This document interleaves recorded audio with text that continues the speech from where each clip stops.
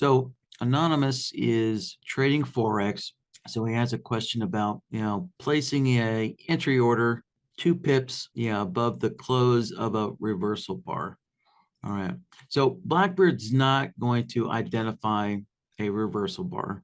You would need a bloodhound signal to identify a reversal bar, on a Renko chart. So if you wanted to limit, or if you wanted to set Blackbird up, to basically automatically trade, Renko reversal bars, then you're going to need some bloodhound signals. So Blackbird's not going to do that for you.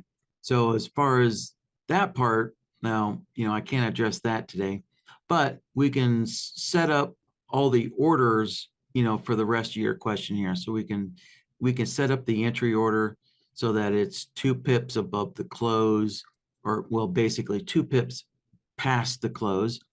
Depending if the bar closes up or closes down, right? And then we can set up the different profit targets that you want. And I don't see a stop loss, so we'll just ignore that. All right, yeah. So let me clear this out here. Let me switch to a Forex data feed. I do have a Forex data feed here. Hopefully it still works. Maybe it's not. Nope. All right. All right. We'll just have to stick with this futures data feed then. So if you are trading Forex here, so let's kind of preface this by covering a couple of things about Forex in BlackBird here. So under the options menu here, you'll see there is a Forex tab here. And so this options menu allows you to set up a preferred lot size, right? So basically, this is like a default lot size that BlackBird will default to. Now, of course, you can always trade any lot size you want. This is just a default or preferred lot size there. And you can also change the display mode. So if you hover your mouse over there, you can see it comes up with a nice illustration to provide you an example of the different kind of display types, that BlackBird will provide for you, depending on how you like to see your Forex lot sizes displayed there. So that's the first thing you probably want to do in BlackBird is set up your preferred lot size, that you want to trade, whether it's the mini, I think that's the mini, versus the standard lot size. So yeah. All right. Let's see here. So okay, so let's set up the entry order first, which is basically 2 pips above the close. Guessing that's going to be for a long trade. Yeah, 2 pips above the close for a long trade. So let's set up a stop entry order type, and then we'll open up the entry order here. Go into the initial placement. So in the initial placement, right, we can see it defaults to the closing price of the bar. And then if you want to add a 2-pip offset, then go down to the offset section here and we'll knock that down to 2. So there we go. All right. So keep in mind that ticks and pips are the same thing, right? Just different word for the same, with the same definition, right? So yeah, why Forex uses pips instead of ticks, I wish I kind of knew, and it'd be nice if they would, use the same terminology since they mean the same thing. But in any case, yeah, so there's our 2-pip offset above the close for a long trade. And then if it's a short trade there, right, you can see it's automatically adjusted -2. So that would be 2 pips below the close of the bar. So that's our entry order there. Pretty straightforward. And so next, we'll set up the various profit targets. So let's see here. We have so 3 different profit targets, a 2 pip, a 4 pip, and an 8 pip. Okay, yeah. So again, we'll use the 10 tick one to get us started for the profit target. And then we'll adjust this from, 10 ticks or 10 pips. We'll knock it down to 2. So there you go. So that would be 2 pips right there for the profit target. And then, all right, so Anonymous does want to use a stop loss of just 2 pips. All right, so let's go into the stop loss, and we'll start by using the 10 tick one, and then go into the initial placement here, and we'll adjust this down from basically 10 pips down to 2 pips. There we go. So there we have it. All right, so now that we have our first order set created here, we can now go. So in order to make a 4 pip profit target, right, we now need to go and create another order set here. And we can do that by just making a copy of A. So there we have a copy of A, right? So our entry order is all set up. Our stop loss is set up.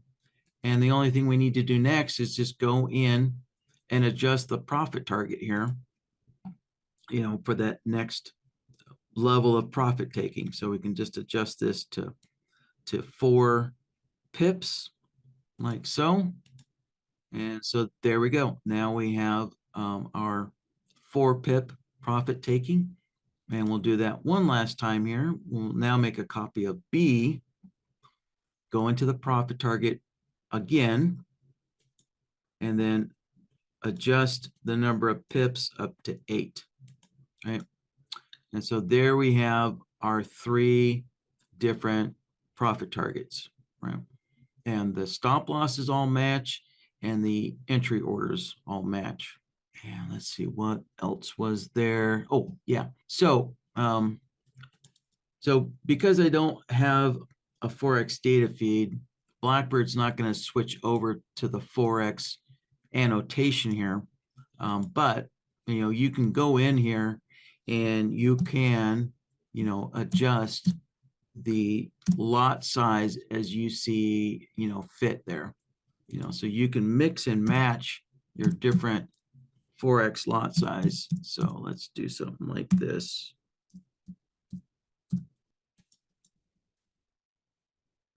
Right. So if we did something like this, right, the first profit target would have 1 standard lot and 1 micro lot. Yeah, 1 standard and 1 micro lot, right? Order set B, our second profit target, is going to have 2 mini lots. Yeah, 2 mini lots there. And then the third profit target would have 2 mini lots and 1 micro lot there. So you can mix and match your Forex lot sizes as you see fit, just by putting in the actual lot size. So, right. So this is the way, this is the way NinjaTrader 8 now does it, where you actually put in the full lot size like that. So that way you can mix and match. So this is kind of a nice change that they made, because in NinjaTrader 7, you're limited to, I think you were limited to only trading 1 lot size per trade. You couldn't mix and match in NinjaTrader 7, because, so let me just make sure I didn't miss anything here. I think that was it. All right, so there you go, Anonymous. That's how you would. So I guess really the key to the question here is setting up the 3 different profit target levels there. right? So we have one profit target at 2 pips, second profit target at 4 pips, and the last profit target at 8 pips. So that's it. Let's see here. So, all right. So Anonymous has a follow-up question. Yeah. So Anonymous is asking, so yeah, so with the different order sets, yeah, BlackBird will enter all trades. Yes. So BlackBird doesn't know how to pick and choose which of the order sets you may or may not want to trade. Obviously, software can't determine that for you automatically. So when you set up order sets, every order set gets submitted to the market. It's not like a random lottery. So everything you set up here, everything gets submitted to the market there. Yeah. So if yeah, so let's kind of simplify this here. There we go. Right. So now we have one standard lot size for each profit target, right? So each of these profit targets, well, and of course the stop loss, each profit target and stop loss now has one standard lot size. And so when you hit the, so when you hit the go long or the go short button, yeah, BlackBird, submits all 3 orders at the same time. It's just like an ATM, right? So if you've ever used NinjaTrader's ATM and you put in the different profit targets, right? NinjaTrader is doing the same thing.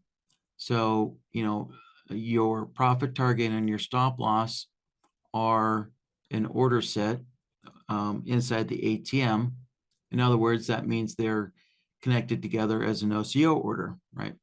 And so, yeah, so every time you have a different profit target, then you have it behind the scenes, a different OCO order set is created to connect that different profit target with its specific stop loss.